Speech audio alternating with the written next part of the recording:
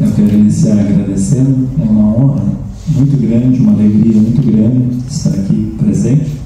Eu sou do Brasil, né? Mas estou morando no Porto, então por um tempo estarei português, até janeiro do ano que vem.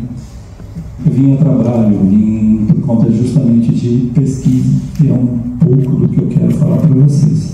Eu estou vinculado à universidade lá no Brasil, que chama Unesp, que é a Universidade do Estado de São Paulo, uma universidade pública, onde nós atendemos pacientes, onde nós damos aula e onde nós também desenvolvemos algumas pesquisas. E a pesquisa com o que eu chamo de medicina de biocampo, de energias, ela começou a aparecer na minha vida ainda na faculdade.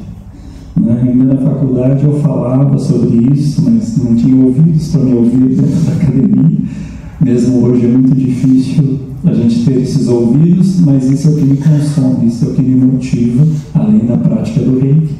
Sou praticante de Reiki também. Então nós criamos um laboratório, que é o Laboratório de Biocomunicação e Modulação Autonômica Cardíaca. Então, do ponto de vista da fisiologia, da cardiologia, nós estudamos como que é feito o controle neural do coração. E em determinado momento, eu entendi que isso, inclusive, poderia ser um marcador. Mas esse momento levou 15 anos entre o meu contato com a área até eu associar com o biocampo. E é disso que eu quero falar um pouco para vocês. Estou vinculado aqui em Portugal à Universidade do Porto, onde a gente está desenvolvendo uma outra pesquisa. E tivemos o privilégio de falar no Congresso Nacional Português, a convite do João, muito obrigado, sobre o lançamento da Associação Brasileira de Reiki lá em Braga. Aqui o pessoal de Braga, muito obrigado, fomos muito bem acolhidos lá, obrigado mesmo.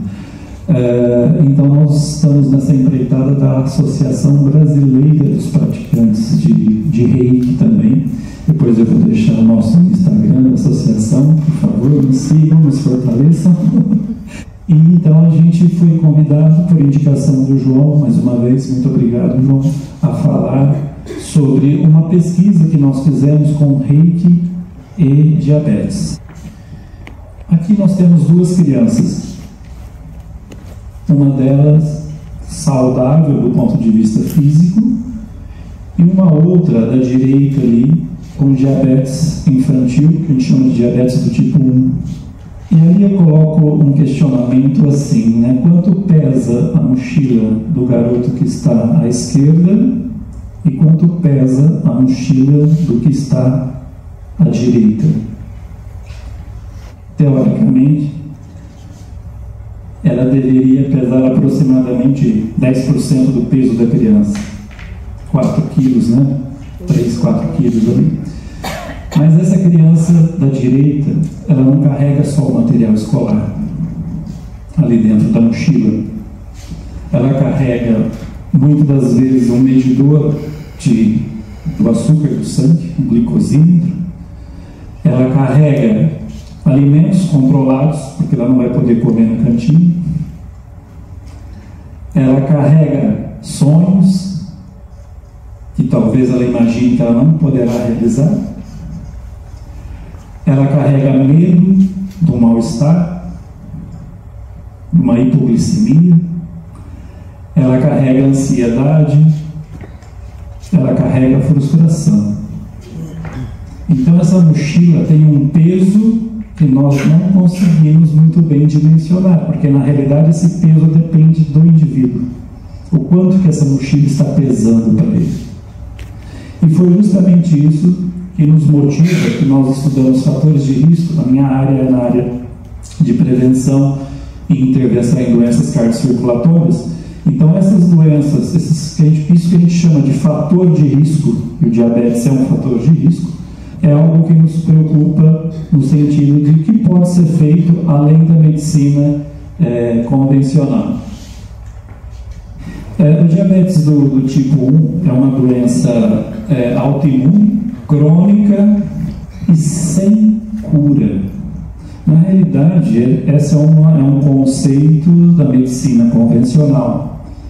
Porque, como foi dito, Dr. Torquato, na realidade, a cura é um processo de consciência. E nós, externamente, tentamos oferecer elementos para que essa cura se manifeste. Porque, na realidade, a cura é um processo íntimo. Claro que quando nós vamos empreender uma pesquisa, né, a medicina não vai olhar dessa forma. Mas nós, enquanto praticantes de Reiki, pelo menos a minha percepção é essa. Então, só esse senão quando a gente fala sem cura. Quando um fenômeno que é natural, que é o despertar da consciência, consegue eliminar desse eu superior aquilo que causa o processo, essa cura pode vir. E nós vamos chamar isso de milagre para uma coisa que teoricamente seria natural. Só que nós ainda não sabemos, não dominamos. Tem uma fala que nós fazemos, inclusive no curso de Reiki, que eu coloco um avião de última geração e um bebê de piloto. Né? A sensação é mais ou menos essa: nós, meio criança, diante de uma tecnologia que eu não domino muito bem ainda, mas ela estaria à minha disposição. Essa doença atinge 10% das pessoas com diabetes, exige uma autogestão rigorosa por questões da insulina, dieta, da glicemia e a prática de atividade física. Olha isso, a estimativa é que nós tenhamos 17 milhões de pessoas com diabetes do tipo 1 até 2040. E os impactos físicos? Hipoglicemia, cetoacidose, complicações vasculares, renais, visuais e do sistema nervoso autônomo, que é o último. E é justamente sobre isso que nós estudamos nessa pesquisa que nós trouxemos, a questão do sistema nervoso autônomo. Veja bem que o sistema nervoso autônomo, ele atua em praticamente todos os nossos sistemas, fazendo um controle de pulmão, de coração, de órgãos do aparelho digestório, excretor e assim por diante. Então, uma alteração do sistema nervoso autônomo pode comprometer qualquer um desses órgãos. Agora, esse peso invisível, né, que eu falei da mochila inicialmente, ele não é só essa questão física, não são só esses aspectos físicos. Tem um aspecto também que nós podemos chamar aqui de emocional. E esse estado emocional, ele altera o controle glicêmico. E o controle glicêmico altera o estado emocional, ou seja, é bidirecional a questão. Se nós atuarmos em qualquer um deles, nós estamos atuando no outro também. É isso que eu estou dizendo aqui. Então, quais são as emoções mais comuns nessas crianças? Medo, ansiedade, frustração, um cansaço emocional de ter que lidar com isso o tempo todo. Ainda temos os casos de bullying, né? Você imagina na sala de aula como que é essa criança conviver com essa situação diante dos outros que podem fazer tudo e em determinada circunstância ele não pode. Isso pode alterar a autoestima, dificuldade de socialização, ele pode se afastar, se retrair, dependendo do perfil dessa criança. Então, isso é mais frequente quando começa ali na adolescência. Nós fizemos um trabalho só com crianças até 10 anos e outro só com os maiores. Quando os maiores, né, começam a ter a questão do valor social imposto pela cultura, começa a ficar muito alta essa cobrança sociais, isso começa a pesar mais para o adolescente. E aqui nós temos os dados de alguns fatores que acometem essas crianças com diabetes. Observem que a angústia acomete metade desse grupo de crianças. A depressão está presente em 20%, a ansiedade 19% e transtorno alimentar em 30%.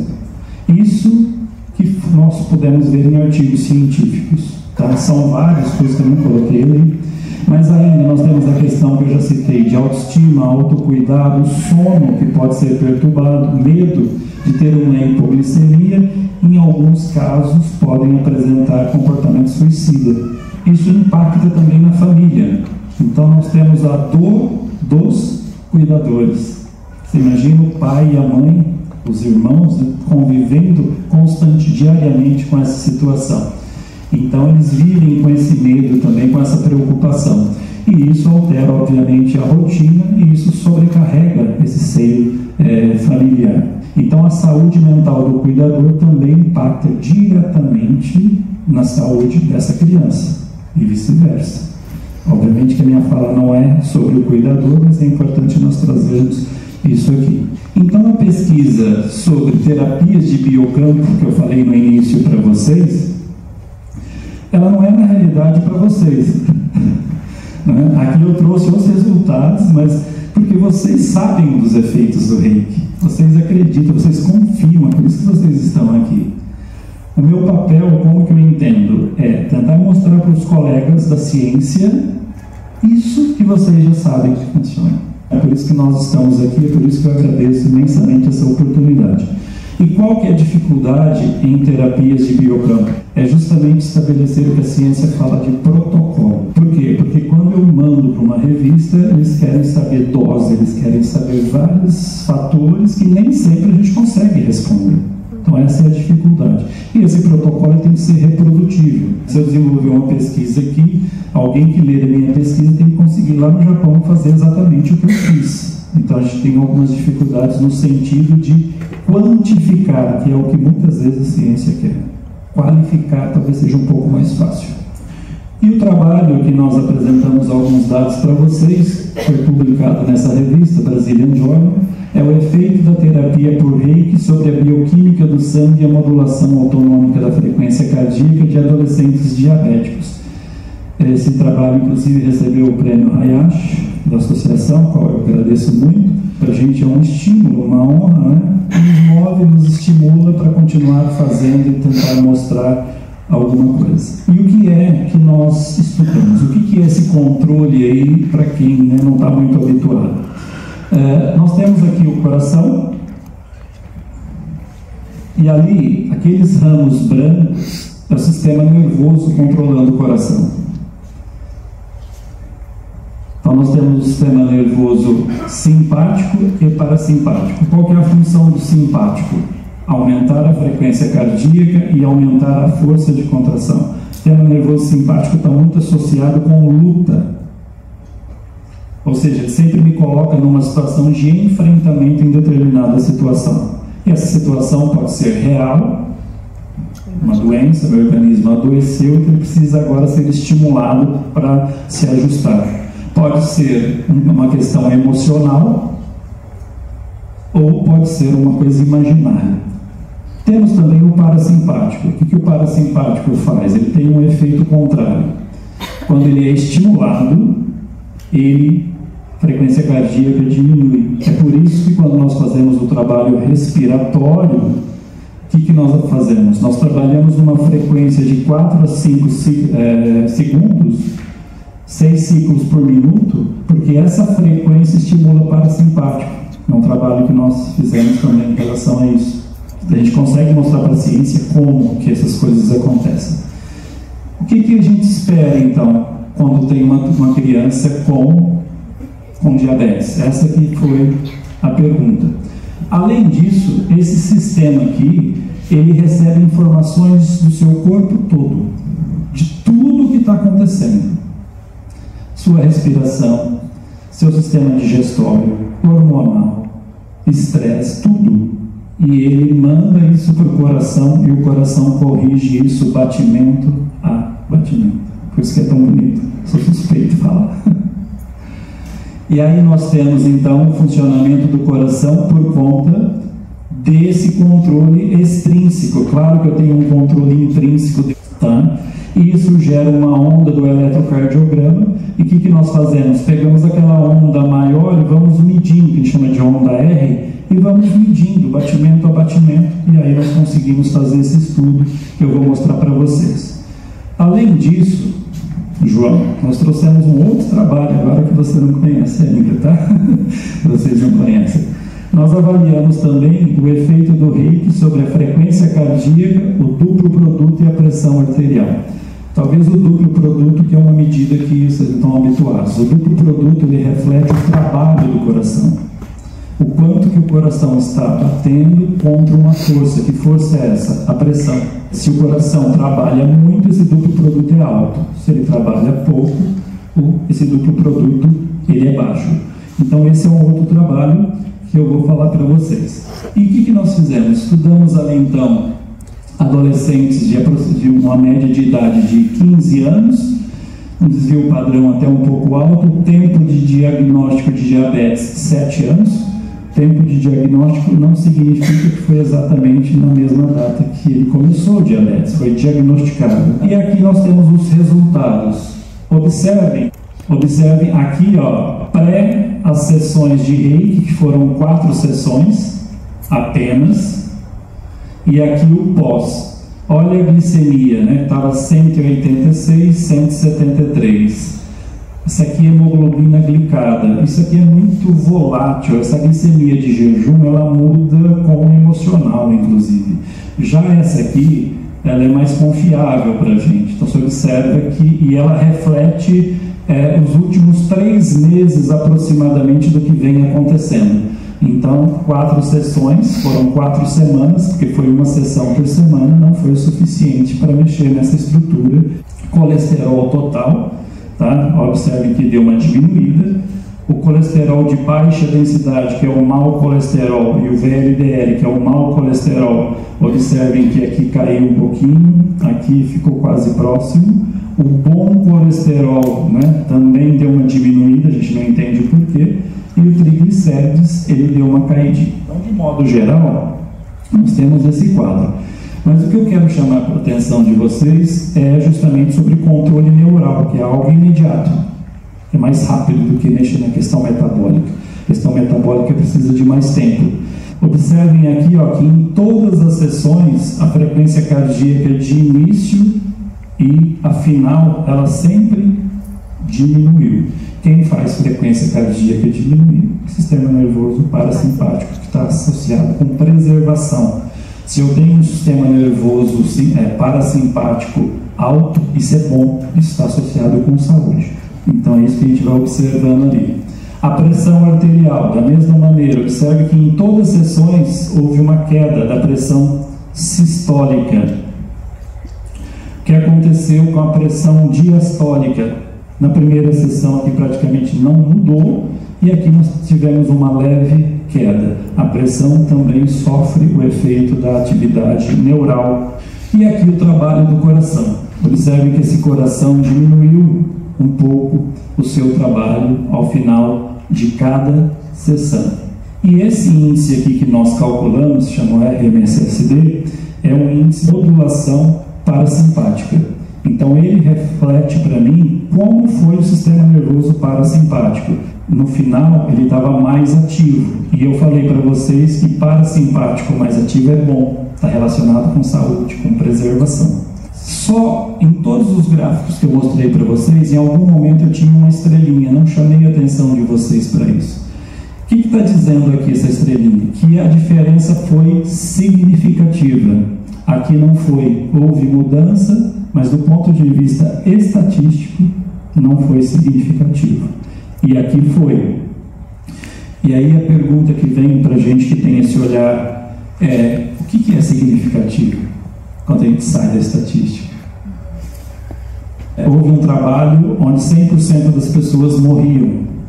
Aí o colega desenvolveu uma técnica que salvava uma de 100. E a estatística falou que isso não é significativo. O que é significativo? Se essa pessoa for seu filho, sua mãe, seu pai, será que é significativo? E aqui a glicemia. Observem que a glicemia deu uma alterada em cada sessão, a gente fazia medida em cada sessão, mas do ponto de vista estatístico, houve nessa aqui, nessa sessão. Bom, e daí? E o resultado de tudo isso?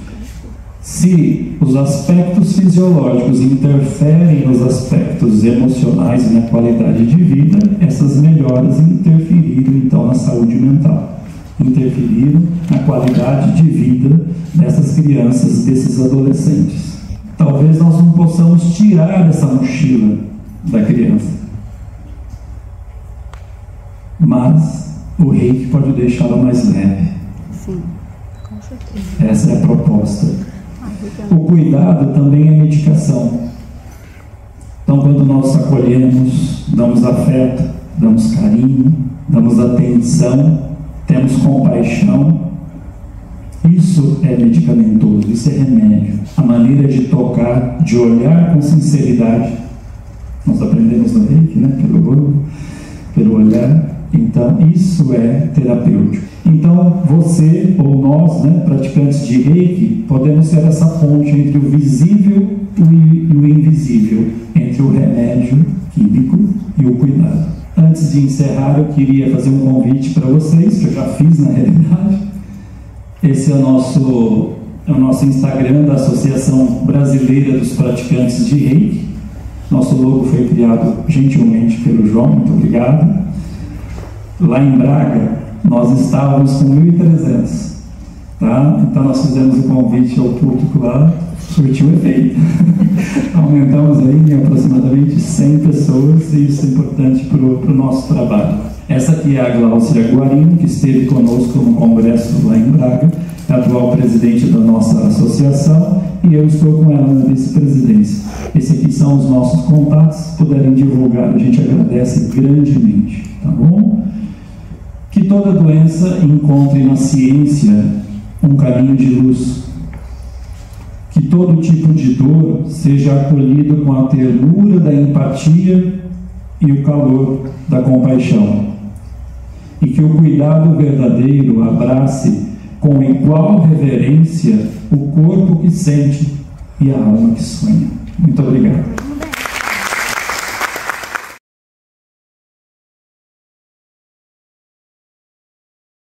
Queridos praticantes e associados da Associação Brasileira de Praticantes de Reiki, foi um enorme privilégio ter aqui o professor Robson Quitério a fazer uma apresentação brilhante neste seminário de Reiki para a saúde mental. Muito obrigado por esta colaboração, por esta amizade sempre presente e que juntos possamos continuar com muito Reiki na nossa vida, levando a transformar a vida dos outros também. Muito obrigado a ti, Robson. Nós que agradecemos. A todos na associação e que todos fiquem bem. Nós agradecemos, João, é sempre uma honra, é sempre um orgulho para a gente estar aqui com vocês, que é a nossa co-criadora da Associação Brasileira de Reiki. Nós ficamos imensamente felizes, em nome da associação eu agradeço e nos colocamos à disposição, como também solicitamos a participação para o engrandecimento da nossa associação. Muito obrigado. Muito obrigado. Viu?